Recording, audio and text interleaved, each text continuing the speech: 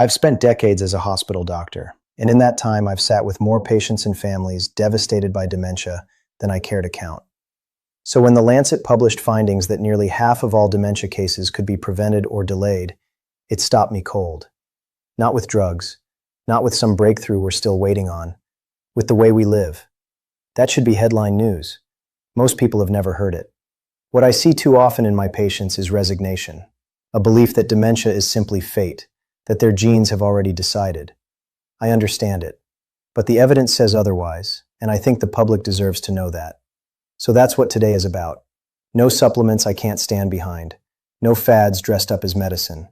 Just 6 habits with solid science behind them that can genuinely protect your brain, and ones you can act on starting today. Stay with me to the end, because the bonus tip is one that tends to catch people off guard. Let's get into it. The first thing you can do, literally the next time you get in your car, is park at the far end of the lot. It sounds almost too simple, but this one tiny change is a gateway to one of the most powerful dementia prevention tools we have: regular physical activity. The science on this is a slam dunk. Regular physical activity consistently ranks as one of the best ways to slash your dementia risk. And when we say exercise, you don't have to imagine grueling hours at the gym. Research shows that even small, consistent bursts of activity can have a huge impact. One analysis found that consistent physical activity in midlife could lower dementia risk by 28%. Another study showed that for frail older adults, even small amounts of activity could cut their risk by an incredible 60%. So what's actually happening in your brain when you take that longer walk from your car? You're not just working your muscles, you're giving your brain a full tune-up. Exercise improves your cardiovascular health, which is everything for your brain. A healthy heart pumps oxygen-rich blood through that vast network of vessels in your brain, feeding cells and clearing out junk. It helps control blood pressure and lowers inflammation, both of which are major drivers of cognitive decline. But it goes even deeper. The gold standard of medical research, randomized controlled trials, has shown that aerobic exercise can physically increase the size of the hippocampus. The hippocampus is your brain's memory headquarters, and one of the first areas attacked by Alzheimer's. One amazing study found that a year of brisk walking could increase hippocampal volume, effectively reversing 1 to 2 years of age-related brain shrinkage. Just think about that. You have the power to literally grow your brain's memory center. Exercise also fires up the production of a protein called brain-derived neurotrophic factor, or BDNF. Think of BDNF as fertilizer for your brain cells. It helps them survive, grow, and build stronger connections. This process is the physical basis of learning and memory. This builds something called cognitive reserve. Imagine your brain as a bank account. All your life, through learning and activity, you make deposits. A higher cognitive reserve doesn't stop the physical plaques of Alzheimer's from forming, but it helps your brain work around them. It builds a stronger, more flexible network. So if one pathway is damaged, your brain has other routes to get the job done. Exercise is a fantastic way to build this reserve. The key is consistency. Aim for at least 150 minutes of moderate activity a week. That's just over 20 minutes a day. It can be walking, biking, swimming, dancing, whatever you enjoy enough to stick with. The second habit you can adopt right now is to know your numbers, specifically your blood pressure. This isn't as flashy as exercise, but it's just as vital for protecting your brain. High blood pressure, or hypertension, is often called a silent killer for a reason. It has few symptoms, but it's a major risk factor for dementia. Think of your brain's circulatory system as a delicate plumbing network with billions of tiny blood vessels. When you have high blood pressure, it's like cranking up the water pressure way beyond what that system can handle. Over time, this constant force damages the vessel walls, making them stiff and narrow. This damage is a double whammy for your brain. First, it slows down blood flow, meaning your brain cells are slowly starved of the oxygen and nutrients they need to survive. Second, it makes the vessels prone to tiny leaks or blockages, causing mini-strokes you might not even feel. The cumulative effect of this damage is a huge contributor to vascular dementia and makes Alzheimer's disease worse. Both the World Health Organization and the Lancet Commission have flagged hypertension, especially in midlife, as a key risk factor you need to get under control. The action step is simple. Get your blood pressure checked regularly. You can do it at your doctor's office, a pharmacy, or with a home monitor. The goal, especially from your 40s onward, is to keep that top number, your systolic pressure, at 130 millimeters of mercury or lower. If your numbers are high, don't panic. This is where you have the power. The first tip we talked about, exercise, is one of the best natural ways to lower blood pressure. But you can also cut back on salt, which makes your body retain water and increases blood volume. Eating a diet packed with fruits and vegetables also has a powerful effect. And of course, limiting alcohol and quitting smoking are huge. For many people, these lifestyle changes are enough. For others, medication is necessary, and it's critical to take it as prescribed. Controlling your blood pressure is a long-term investment in your brain's infrastructure. Our third habit might sound oddly specific. Go eat some broccoli. While it's not just about this one vegetable, broccoli is the perfect poster child for a brain-healthy diet. The food you eat has a direct and profound impact on what's happening inside your brain at a cellular level. Two of the main processes that fuel dementia are chronic inflammation and oxidative stress. Think of chronic inflammation as a low-grade fire constantly smoldering in your brain. Oxidative stress is like rust, caused by unstable molecules that damage your cells. Both of these processes harm brain cells and contribute to the formation of amyloid plaques, a hallmark of Alzheimer's. This is where foods like broccoli come to the rescue. Broccoli is packed with antioxidants and a superstar molecule called sulforaphane, which is a potent anti-inflammatory. But it also does something even more amazing. It flips on your body's master defense switch, triggering a whole host of protective enzymes that shield your brain from that rust and fire. Of course, it's not just about broccoli. This one vegetable represents a whole class of foods that form the basis of brain-healthy eating patterns, like the Mediterranean diet. This diet is all about fruits, vegetables, whole grains, lean protein like fish, and healthy fats like olive oil. Berries are loaded with antioxidants. Leafy greens like spinach are packed with brain-supporting vitamins. Fatty fish like salmon are high in omega-3s, which are the literal building blocks of your brain cells and have powerful anti-inflammatory effects. What you don't eat is just as important.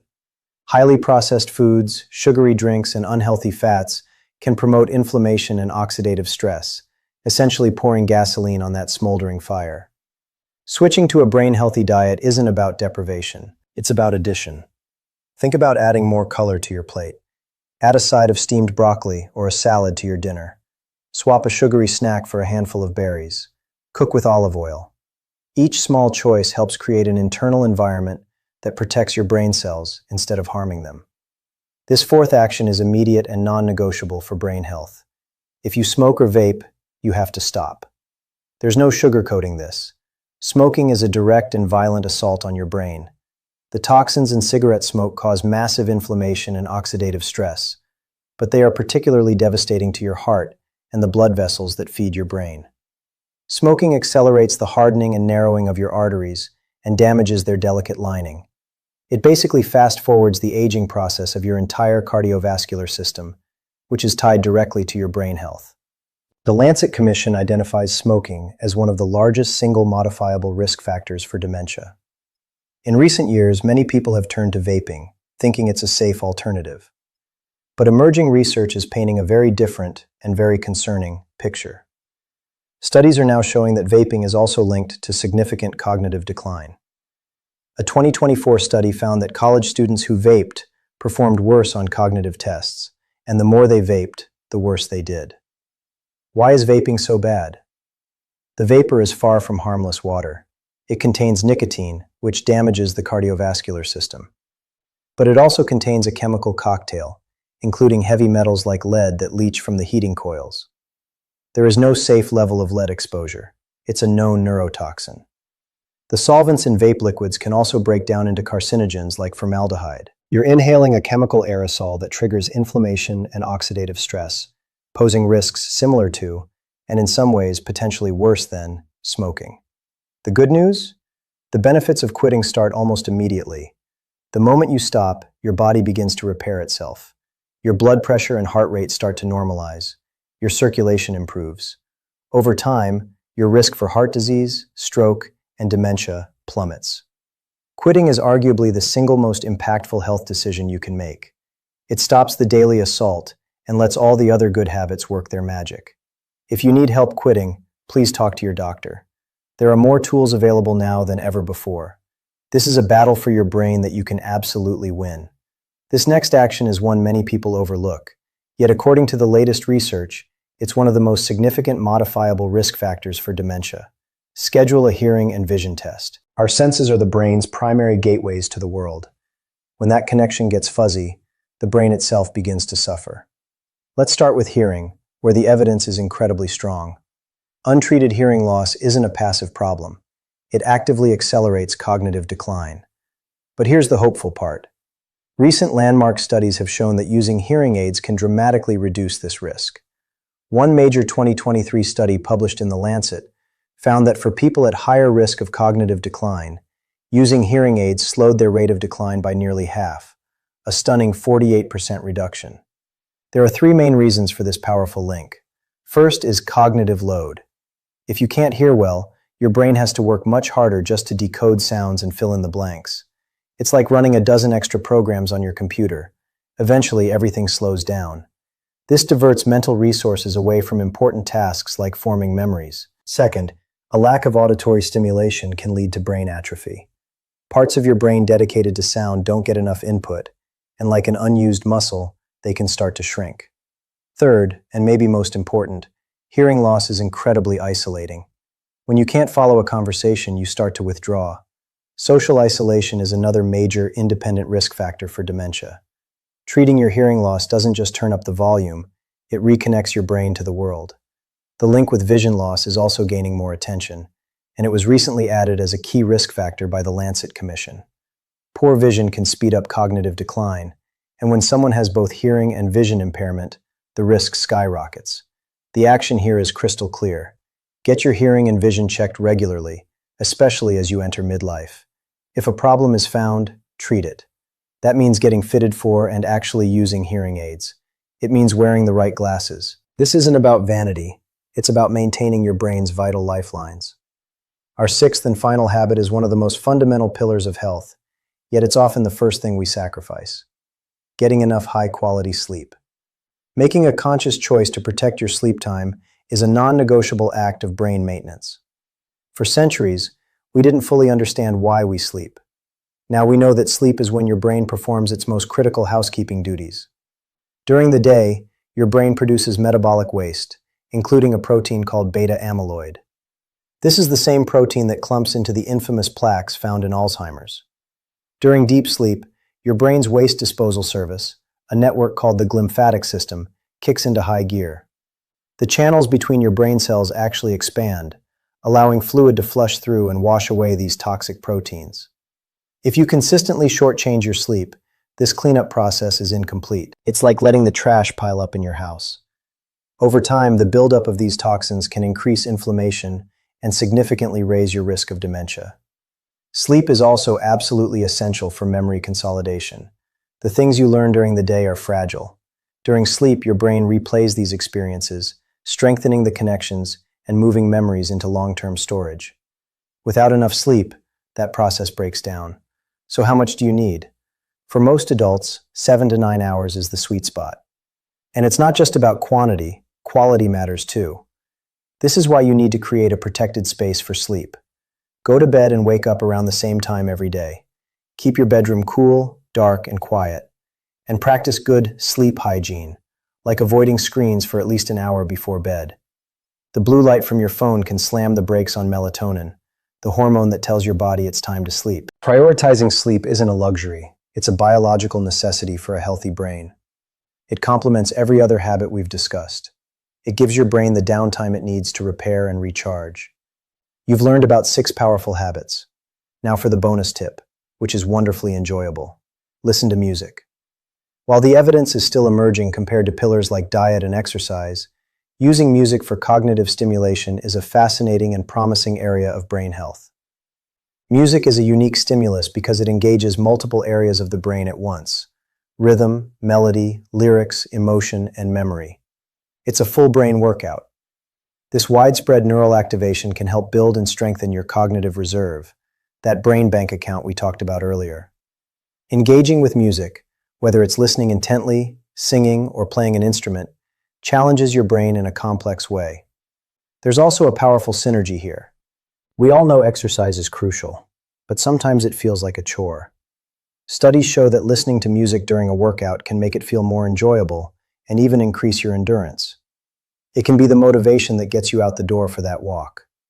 Music is also a potent tool for stress reduction. The stress hormone cortisol can be toxic to the brain over the long term. Taking time to listen to calming music can lower your heart rate, blood pressure, and cortisol levels, creating a more protective state for your brain. So put on your favorite album, make a playlist for your daily walk, sing in the car. It's a simple, joyful way to engage your mind and add another layer of protection for your long-term brain health. We've covered a lot, but the core message is simple and, I hope, incredibly empowering. The fight against dementia isn't just happening in a futuristic lab. It's happening in your kitchen, your local park, and your bedroom. It's happening right now. Let's recap. First, get more physical activity. Second, know and control your blood pressure. Third, load your plate with brain-protective foods. Fourth, stop smoking and vaping immediately. Fifth, get your hearing and vision checked and treated. And sixth, prioritize 7 to 9 hours of quality sleep. Plus our bonus, use music to stimulate your mind. The science is clear. Addressing these modifiable risk factors could prevent or delay up to 45% of dementia cases. Many people worry it's too late to start, but the research consistently shows that while starting in midlife is ideal, it is never too late. The recent U.S. Pointer study proved that a structured lifestyle program could improve thinking and memory in older adults, making their brains perform as if they were years younger. You have more power than you think. You don't have to do everything at once. Pick one. Start small. Choose the one that feels most achievable for you right now. Each small change is a deposit into your cognitive reserve, a vote of confidence in your future brain. You are the architect of your own brain health. Now I want to hear from you. Of these habits, which one are you going to start today? What's the first step you can take on this journey? Share your commitment in the comments below. Declaring your intention is a powerful way to hold yourself accountable and inspire everyone else in this community.